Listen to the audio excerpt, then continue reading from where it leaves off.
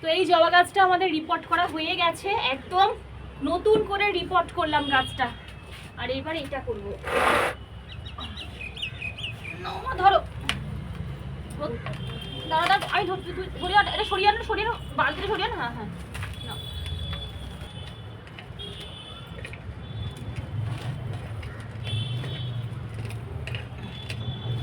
এত শক্ত হয়ে গেছে না মাটি, 2 বছর ধরে রিপোর্ট না করে করে মাটি পুরো বসে গেছে, মানে শিকড়গুলো না উপর দিকে চলে এসেছে। তো ওই রিপোর্ট যদি না করা হয় তাহলে কিন্তু ফুল গাছে ফুলও হবে না, মানে গাছের বৃদ্ধিও হবে না। দেখো আমার এই গাছটা এত বড় কিন্তু ফুল আসছে না, শুধুমাত্র রিপোর্ট হয়নি, জানো তো। এবার যদি একবার ভালো করে রিপোর্ট করে একবার খাবার দিয়ে দিই, এবার গাছ ভর্তি করে একদম জুঁই ফুল এসছে। আর এখন তো জুঁই ফুলের সিজন, ওই জন্য একটু ভালো করে রিপোর্ট করে দিই। যদিও এই সময়টা করা উচিত না, আরও তাড়াতাড়ি মানে শীতকালে করলে ভালো হতো, কিন্তু ভুলে গেছি।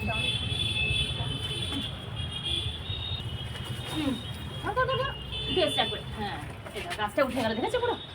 উফ বাবা, দম একদম বেরিয়ে যায় গাছ করতে গিয়ে। পুরো গাছ তো শিকড় ছাড়ানো যাচ্ছে না ঠিকঠাক ভাবে, যদি মূল শিকড় আঘাত পড়ে তাহলে গাছটা মরে যাবে। একবার এরকম হয়েছিল জানো, একবার একজনকে দিয়ে মানে একজন মালিকে দিয়ে আমরা সব গাছ, মানে যত আমার ছাদ বাগানে গাছ দেখছো, আমরা যখন নতুন নতুন করছি আমরা অতটা জানি না আমি আর মা, তো সব গাছগুলোকে আমি একটা মালিকে দিয়ে, মানে সে বাগানেরই কাজ করে, ওকে দিয়ে রিপোর্ট করিয়েছিলাম গরমকালে। তখন প্রায় ওটা এপ্রিল মে মাসে, মানে মারাত্মক গরম। ও আমাকে টোটালি মিসগাইড করলো, ওই সময় যে রিপোর্ট করা যায় না, মানে গরমকালে একদমই রিপোর্ট করা যায় না, গাছ মরে যায়, জানো তো, শীতকালে করতে হয়। ও কি করলো, নিজের সুবিধার জন্য, টাকার জন্য আমার প্রত্যেকটা গাছ ওরকমভাবে রিপোর্ট করে দিল।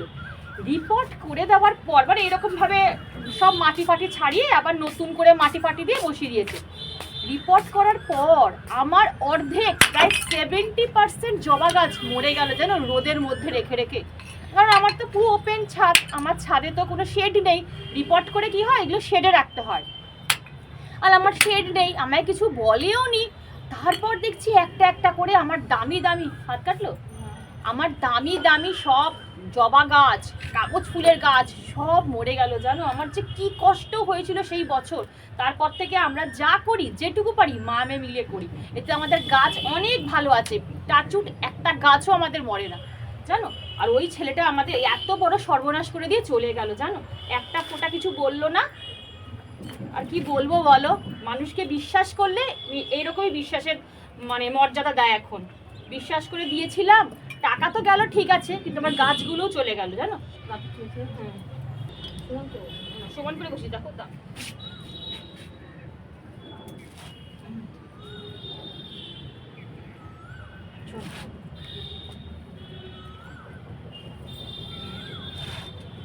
দেখতে না পারে। দেখেছো কিভাবে শিকড়গুলো ছাড়াতে হয়, পুরনো শিকড় ছাড়ালে তবে নতুন শিকড় বেরোবে। এগুলো সব পুরনো শিকড়, বুড়ো মানে একদম বুড়ো শিকড়, দেখো হাত দিয়ে টানলেই সব বেরিয়ে যাচ্ছে, দেখেছো। সব কাজে মানে প্রত্যেকটা কাজেই না কষ্ট আছে, ও কষ্ট ছাড়া কোনো কিছুই হয় না। কোনো ভালো জিনিস পেতে গেলে তার পেছনে প্রচুর হার্ড লেবার থাকে। একটা গাছে যখন ফুল থাকে, দেখো এই যে গাছে কড়ি এসছে, কি সুন্দর লাগছে দেখতে, কিন্তু তার পেছনে যে পরিশ্রম সেটা যারা করে তারাই বোঝে, তাই না বলো। তোমাদের কার কার আমার মতন বাগান আছে, ছোট্ট একটা বাগান আছে, অবশ্যই কমেন্ট বক্সে জানাও।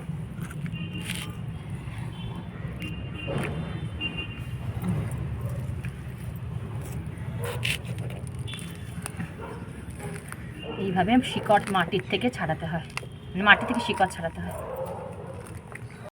ফুল হয়ে গেছে দেখো, আচ্ছা দেখো চিপ দিয়ে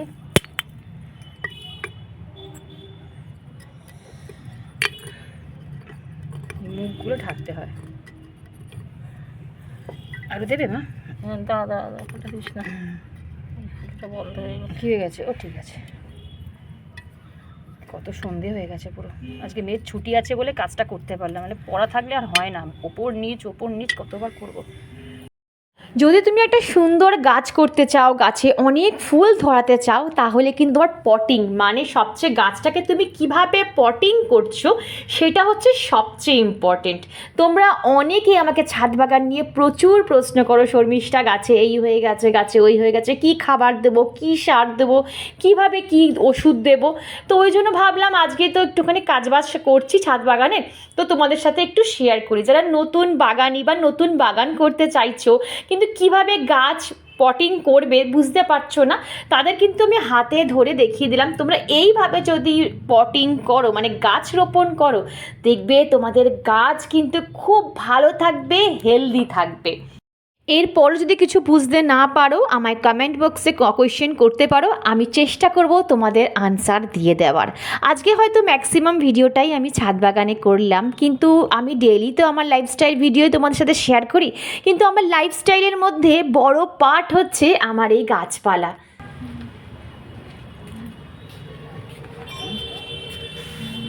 সবার ছাদ বাগানে জল দিচ্ছে, ছাদে উঠে দেখা যায় যে মানে যতগুলো পাশাপাশি যত ছাদ বাগান আছে সবাই এই টাইমে ছাদে জল দেয়। আগে কিন্তু এত ছাদ বাগান ছিল না, এখন সবার মানে এক চিলতে একটুখানি জায়গা হলেও দেখছি মানুষ ওখানে গাছ রোপণ করছে।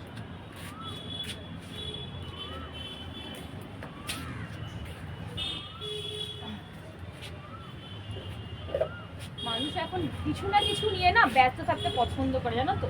এখন মানুষের বাড়িতে যাওয়া কমিয়ে দিয়েছে, পিএনপিসি করা কমিয়ে দিয়েছে, তারা নিজেদের বাড়িতে নিজেদেরই কত রকম ভাবে সময় কাটানো যায়। এই দেখো না, আমরা কখন ছাদে এসেছি, এখন 6টা বেজে গেছে প্রায়, এখন আমরা নিচে যেতে পারিনি। এগুলো পরিষ্কার করব, ছাদটা পরিষ্কার করব, তারপরে যাব। চলো। আর এই ছাদ বাগানে কাজ করতে করতে কখন যে সন্ধে নেমে যায় বিশ্বাস করো আমরা বুঝতেও পারি না। আমার ছাদ বাগানটা কিন্তু বেশ বড়, তোমরা ভিডিওতে কতটা বুঝতে পারো আমি তো জানি না। তো ছাদ বাগানে শুধু গাছ রোপণ করলাম, ফুল পেলাম, ছাদ বাগানটা উপভোগ করলাম, শুধু তাই নয় গো, এর পেছনে প্রচুর পরিশ্রম দিতে হয়, তবেই একটা সুন্দর ছাদ বাগান গড়ে ওঠে। আর এইটা পুরো ক্রেডিট কিন্তু আমি একা নেবো না, তার সাথে আমার মা যদি আজকে আমার সাথে না থাকতো তাহলে আমি এত সুন্দর ছাদ বাগান কখনো রাখতেই পারতাম না, আর এতটা পরিষ্কারও রাখতে পারতাম না। একার পক্ষে কি সম্ভব বলো এত বড় ছাদকে পরিষ্কার পরিচ্ছন্ন করা? তাও তো দেখো এই পাশটা করতে পারিনি, শুধু ওই পাশের দিকটা করেছি, আবার কালকে এই পাশটা করব। কেন বলতো, একবারে যদি এটা পুরো করতে চাই তাহলে কোমরের যন্ত্রণা আমি পরের দিন উঠতেই পারবো না। আর দেখো কি সুন্দর লাগছে না সন্ধ্যের পর আমার ছাদ বাগানটা। তোমরা কমেন্ট করে বলবে হ্যাঁ আমার ছাদ বাগানটা সন্ধ্যের পর কেমন লাগছে। সন্ধ্যের পর খুব একটা তো আমি দেখাই না। আর এই দেখো এই পাশটা শুধু পরিষ্কার করলাম, ওই পাশটা কিন্তু এখনও বাকি আছে। তো চলো এবার নিচে যাই, দেখছো পুরো সন্ধ্যে হয়ে গেছে, আর মেয়ের তো আজকে পড়া নেই, তো ও উঠেও গেছে, উঠে নিজে জল ঠল খেয়ে নিয়েছে। তো চলো এবারও কী খাবে দেখি, সেই বুঝে আবার আমার টিফিন বানাতে হবে। পরিমাণে জ্যাম হয় বাবা,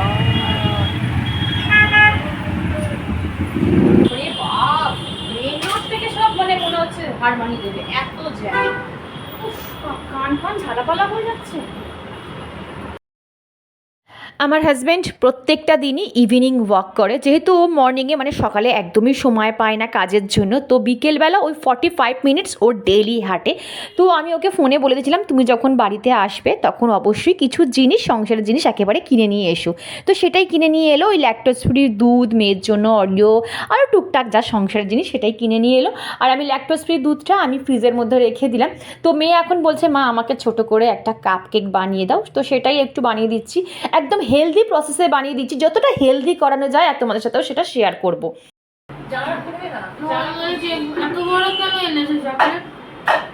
খাস না তুই চকলেট? তাহলে 25 টাকা। আজকে যে কাপ কেকটা বানাচ্ছি তার মধ্যে কোনো রকম জাগরি পাউডার, চিনি আমি অ্যাড করব না, তার মধ্যে আমি খেজুর অ্যাড করব। দুধের মধ্যে 4 থেকে 5খানা খেজুর আমি ওই আধ ঘন্টা 40 মিনিটের জন্য ভিজিয়ে রেখেছিলাম, ভালো ভিজে গেছে। তারপরে মিক্সার গ্রাইন্ডারে ভালো করে ব্লেন্ড করে নিয়েছি, আর এই তো এর মধ্যে একটু ভ্যানিলা এসেন্সও অ্যাড করে দিলাম। তারপর একটু ভালো করে গুলে নিলাম, যতটা পারা যায় সুগারটাকে অ্যাভয়েড করা, আর কিছুই না।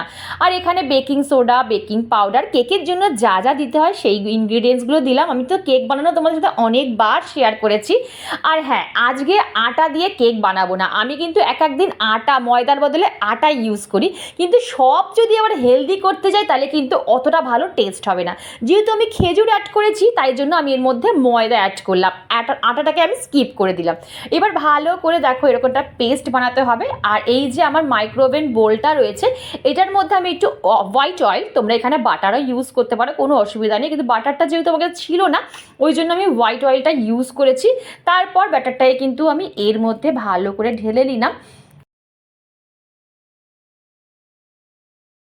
আর হাজব্যান্ডকে বলেছিলাম আসার সময় একটা ডেয়ারি মিল্ক আনবে, কারণ এই যে কেক বানানোর জন্য আমার লাগবে। আর এই তো দেখো আমি ওপর থেকে একটু ডেয়ারি মিল্ক কুচি কুচি করে ওপরটা দিয়ে দিলাম গার্নিশিংয়ের জন্য।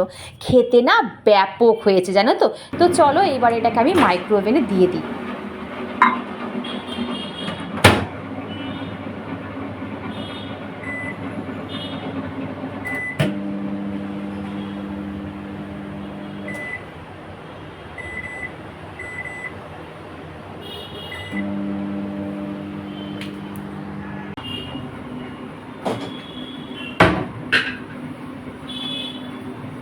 যে কাচের কন্টেনারে আমার চা থাকে সেটা দেখলাম একদম শেষ, তো ওই জন্য আবার ওটাকে ফিল করে রেখে দিলাম।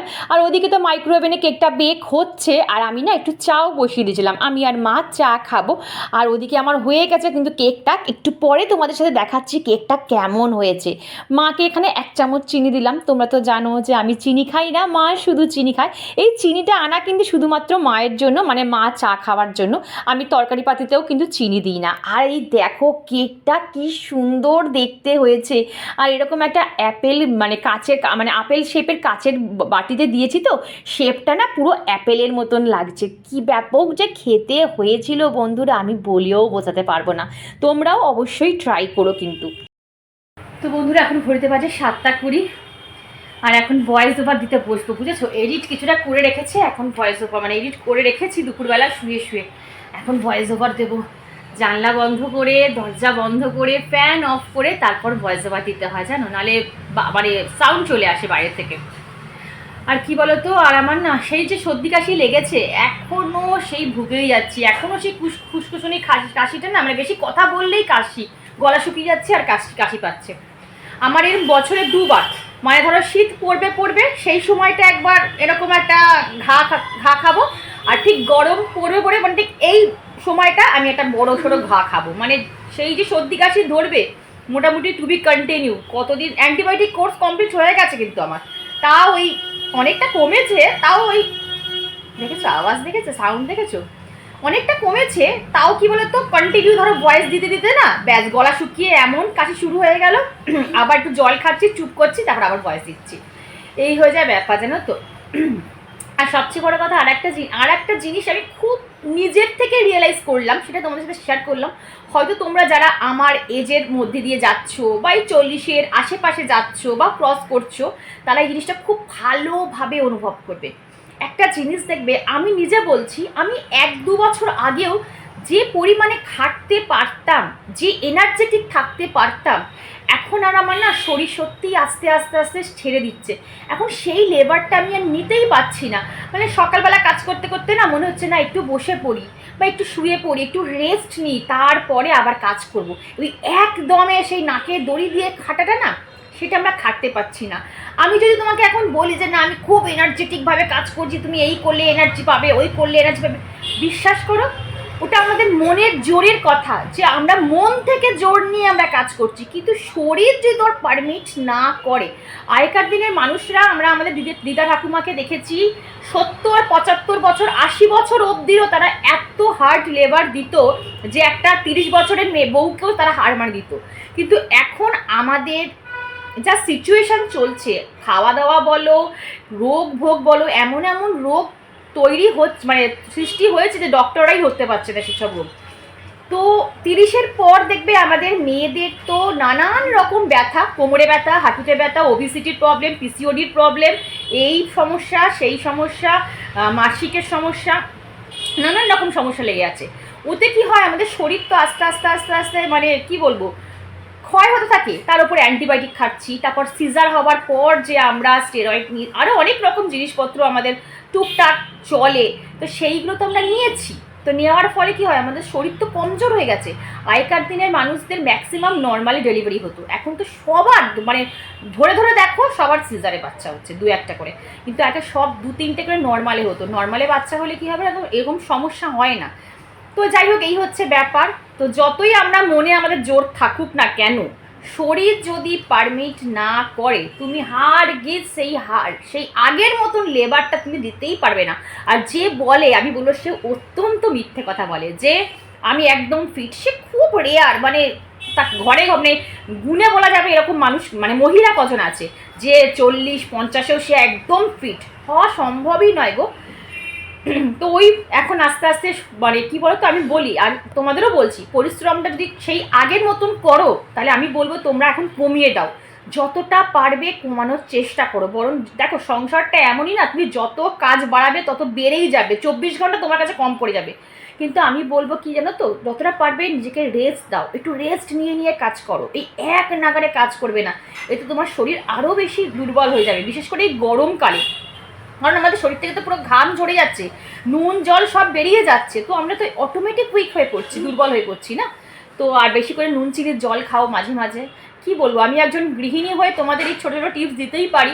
আমি যা করছি তাই তোমাদের বলছি। আগে প্রত্যেকটা জিনিস একদম পুঙ্খানুপুঙ্খানু নিড অ্যান্ড ক্লিনভাবে ঝাড়পোছ করতাম, সকাল থেকে ঝাড়পোছ শুরু করতাম, একদম মানে একদম লেগে থাকতাম। কিন্তু এখন আমি অনেকটা কমিয়ে দিয়েছি গো। এখন আমি সপ্তাহে একটা দিন বেডরুম করছি, একটা রুম স্টাডি রুম করছি, মানে এইভাবে ভাগ করে নিয়েছি। ভালো থাকবে এতে, দেখবে নিজের উপর কখনো প্রেশার নেবে না যে এই কাজটা আমাকে আজকে করতেই হবে, এই প্রেশারটা একদম নেবে না।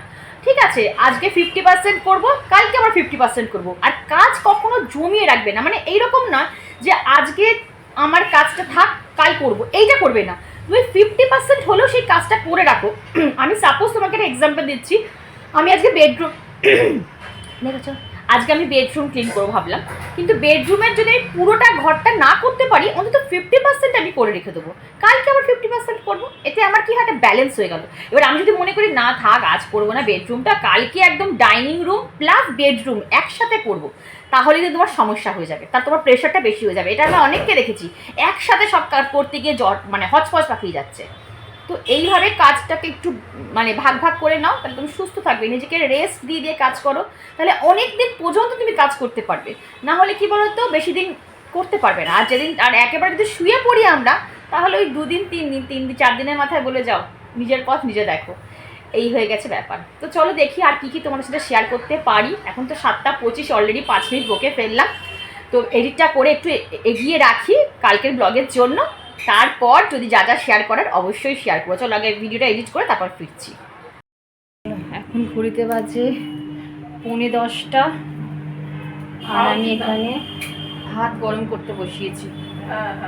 ফ্রিজে থাকে তো ভাতটা, ওই জন্য গরম করতে বসিয়েছি ফ্রিজে।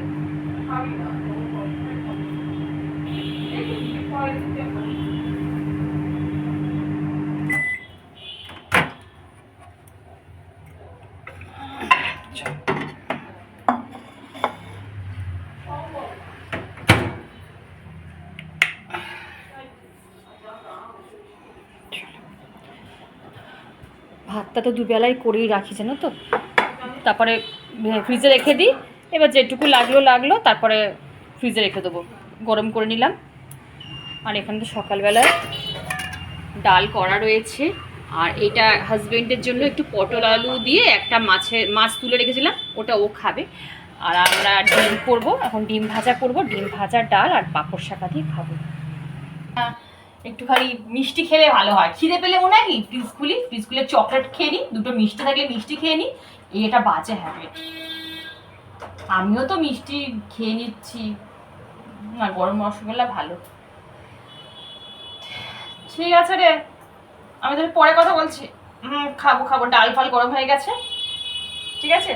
হ্যাঁ আমি তো বন্ধুরা এখন ঘড়িতে বাজে 10টা বাজেনি, 10টা বাজে 10 মিনিট বাকি। তো এখন এই সময়টা আমার বোন খুব তাড়াতাড়ি খেয়ে নেয়, ঠিক আছে, ওর মানে ডাইজেস্টের জন্য খুব তাড়াতাড়ি খেয়ে নেয়, কিন্তু ভীষণ ভালো। আমিও খাবার চেষ্টা করি, আমিও মাঝে মাঝে না ওরকম 9টা 9:30টার মধ্যে খেয়ে নেওয়ার চেষ্টা করি।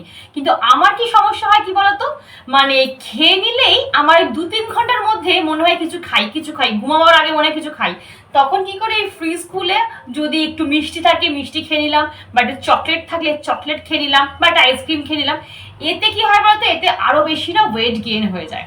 অনেকে খিদেটা সম্বরণ করতে পারে যে না আমি কিছু খাবো না, একদম কিছু খাবো না, ডিটারমাইন্ড আমি 9টার মধ্যে ডিনার কমপ্লিট করেছি, আমি যখনই শুতে যাই তার আগে আমি কিচ্ছু খাবো না। কিন্তু আমি না সেটা পারি না। মানে আমার একটা কি বলতো, আমি না মানে একবারে এত খেতে পারি না, আমি অল্প অল্প অল্প করে খাই। মানে 2 ঘন্টা অন্তর অন্তর একটু খেলাম, ঠিক আছে, আমার খাবার একটুখানি, আবার একটু পরে খিদে পেলো। এই এখন যদি আমি 9টা, 8:30, 9টার মধ্যে ডিনার কমপ্লিট করে ফেলি, তাহলে ওই 10টা, 10:30, 11টা নাগাদ আমার আবার খিদে পেয়ে যাবে। আর তখন যদি কিছু খেয়ে নিই তখনই হয়ে যায় সমস্যা। আমার বোন আবার এগুলো পারে, ও বলে আমি কিচ্ছু খাই না, খিদে পেলে বলে 2টো খেজুর খেয়ে নি। এটা খুব ভালো। যদি মনে হয় যে মিষ্টি খেতে ইচ্ছা করছে, তাহলে ফ্রিজ খুলে 2টো খেজুর খেয়ে নেবে বা 2টো কাজু খেয়ে নেবে, এটা ভীষণ ভালো, জানো তো। তো এই আমাকে বললো যে ওর খাওয়া দাওয়া 10টা, ও খাওয়া দাওয়া হয়ে গিয়ে ও ছাদে হাঁটতে শুরু করে দিয়েছে, মানে নাইট ওয়াক করতে শুরু করে দিয়েছে। আর আমি এখনো খেয়েই উঠতে পারলাম না। এই এখন খাবো, তারপরে রাখা যাবে। চেষ্টা করি 9:30, 9:30টার মধ্যে খাওয়ার চেষ্টা করি। আজকে দিদি ফোন করেছিল, ও যে মহারাষ্ট্রে থাকে, সে দিদি ফোন করেছিল। দিদির সাথে কথা বলতে গিয়ে একটু দেরি হয়ে গেল। মাঝে মাঝে এডিটিং থাকে, এডিটিং করতে দেরি হয়ে যায়। ওই সব কিছু না নিয়ম মাফিক, রুটিন মাফিক হয় না গো।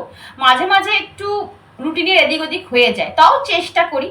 আর যত মানবে তত আরো সমস্যায় চলবে। যারা দেখছি কিছু মানে না ঠানে না, তারাই মনে হয় বেশি ভালো আছে। যারা সব কিছু খায়, কোনো ব্যাপার না, তারাই মনে হয় ঠিকঠাক আছে। এটা আমার মনে হয়, জানো তো। এই আমরা যারা বেশি মানি তারাই বেশি ভুগি। কমেন্ট করে বলে তো সত্যি কি ঠিক বললাম কি ভুল বললাম। তো চলো এবার ডিমের অমলেটটা করবো, পাঁপড় শেখবো, তারপর ডিনার করতে বসবো। চলো, আজকের ভিডিওটা না আমি এখানেই এন্ড করলাম গো। ভিডিওর কোনো অংশ ভালো লাগলে চ্যানেলটা সাবস্ক্রাইব করে পাশে থেকে লাইক করো, শেয়ার করো, কমেন্ট করতে একদম ভুলো না। আর আরেকবার দেখিয়ে দিলাম যে আমি কি খেজুর খাই, সেটা তোমাদের আরেকবার দেখিয়ে দিলাম, কেন অনেক নতুন বন্ধু আমার চ্যানেলে অ্যাড হয়েছো, তাদের জন্য কিন্তু আরেকবার দেখিয়ে দিলাম। তো চলো, দেখা হচ্ছে নেক্সট ব্লগে। সবাই ভালো থেকো, রাধে রাধে।